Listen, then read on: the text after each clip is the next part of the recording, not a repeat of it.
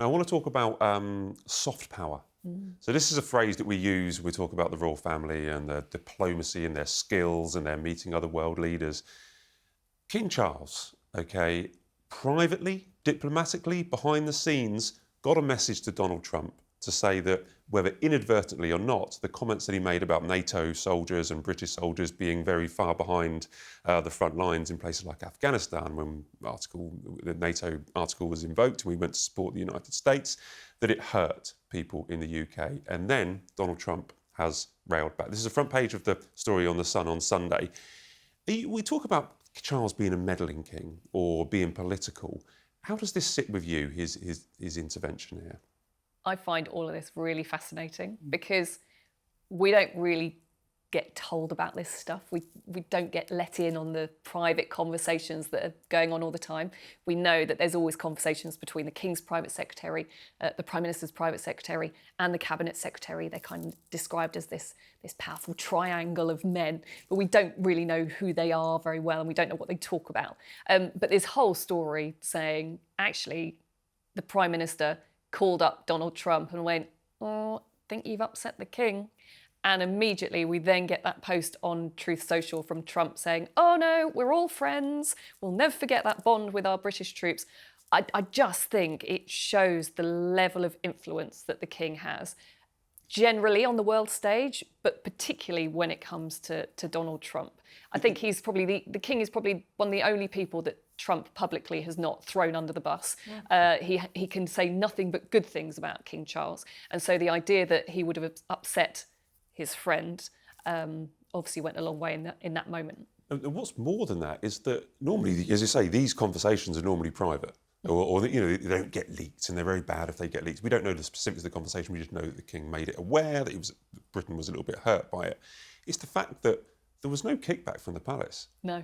There was no anger from the White House or anything like that. It was almost like, we don't mind this message getting out, because it makes the king look like he's standing up for the United Kingdom. It's statesman behaviour. As the Commander-in-Chief as well, it felt like the appropriate thing to do, but he did it, as you say, it's the wielding of that soft power. There was so much, conjecture about, what does that look like during the state visit? He has soft power and the diplomacy and they're friends, but how does that actually play out on the world stage? Well, here we are. We're seeing it right now. A wonderful example of it when, Donald Trump receives pressure from other world leaders and if anything, usually rails back at them. So in this case, as you say, the dust appears to have settled and with no conflict, which is unusual with the US administration often. So I think that it's a case of, I think the king is really meeting the moment, and to the climate change conversation as well.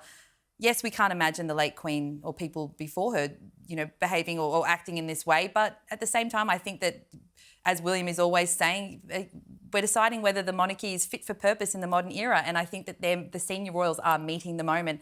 And we're not in that deferential period anymore. People want to see what the king can do and what that soft power looks like. And I think he's wielding... He took a huge risk, because we don't ever know how President Trump is going to respond, and they are friends, but you can never say with certainty that he's not going to get angry and fire off some notes on Truth Social. You're never sure of it. So it was absolutely a risk. It could have been a diplomatic nightmare, really. But I think it was a calculated risk off the back of whatever conversations they'd had in September. And since then, perhaps, maybe they speak on the phone more often than we know. But this was a great example of the king using that power and really showing off what that friendship is worth and his value as well as the monarch. I mean, it means that the April state visit, which we're expecting to happen, hasn't been announced when the king and queen go to Washington.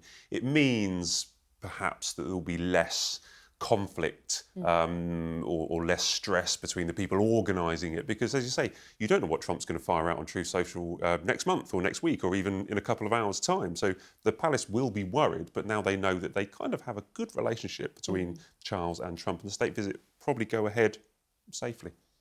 I think this is one that couldn't not be addressed, and so it was, yes, very subtly done. The palace not denying that the conversations may have happened. Look, the king is head of the armed forces. In 2010, he went to Helmand province. He went to see UK troops there. And actually, in 2012, at the Sun's military awards, Prince of Wales at the time, his speech was solely focused on the courage of the troops over in Afghanistan, talking about his own son's service over in Afghanistan as well. this is a man who obviously was deeply personally touched by what he saw in Afghanistan. So in some ways, who better to have a quiet word in the ear of Donald Trump about what it was actually like over there. But so I think it was an issue that needed to be dealt with if that trip to America is to go ahead in April. In the end, though, it is down to Number 10 and the Foreign Office to decide what royal deployments are really appropriate. They keep telling us that, don't they? They keep saying, it's on the invitation of the government. Like, we'll have Prince William will be going to Saudi Arabia, Yes. and we'll be going to cover that. And that was on the invitation of the government. It's not the King's choice or William's choice where they go, so they tell us. But it was also not just a tale of two premiers, a week of two premiers we're talking about, but it was also a tale of two royals speaking out about Trump's post about soldiers being behind enemy lines or behind the front line, because Prince Harry had his say as well, Bronte. Yes, it was quite an emotional statement, and then and obviously he served two tours in Afghanistan, and you can imagine why this, it evoked such emotion from him, and I can understand why he spoke out. What I did find interesting to take it off topic just slightly, I found it interesting that he does appear to be taking a few more risks when it comes to the president in terms of this latest statement, where it's he doesn't directly call out Donald Trump, but it's very clear what he's referring to when he hits back with this statement about, the significance of touring in Afghanistan and the bravery of the people that were there. But also the Stephen Colbert appearance that he did at the end of last year, where he made a joke or a dig at Trump about saying about the king. He said, "You've elected a king," and it's obviously in reference to protests against Donald Trump.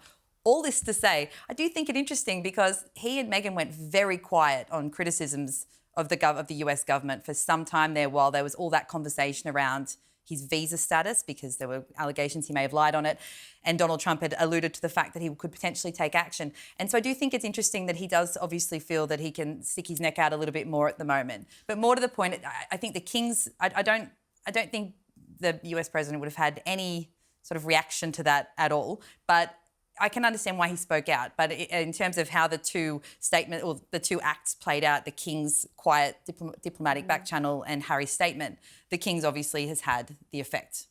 Well, I feel Harry was talking as a soldier. Harry's statement was as a former serviceman talking about, I served in Afghanistan, and I'm speaking on behalf of all my colleagues. And we had lots and lots of other people who'd served in Afghanistan saying very similar, whereas the King was acting as the head of the armed forces, the commander-in-chief, and so he had more of an impact. But also Harry's, you're suggesting that, he's more prepared to kind of shoot his mouth off. Harry's statement, though, did, and whether this was just happened this way, his statement did come after Keir Starmer had responded. Right. So Keir Starmer had already come out and called it out and said, you can't say this is inaccurate. So I don't know. I think possibly he was thinking, well, look, the Prime Minister has said something. It's okay for me to go now. He's not the first. And I understand why he wanted to. Of course, he has every right. And he was there serving. He saw it, and he saw that he had the trauma left over from it afterwards. I can completely understand why he felt so inflamed by that. I would like maybe to see the King. I know we did go. We went out in last April the King went to Canada for 24 hours. I wonder if, behind the scenes, we might get a little bit more of him maybe sticking up for Canada and Trump, because that'd be interesting. Well, that's the whole thing. How are Canadians going to feel? Yeah, how are Canadians going to feel seeing their king going to America? It's going to be interesting how they will view it. It's such an interesting trip in April. I can't wait. Once it's confirmed, it's just going to be immense.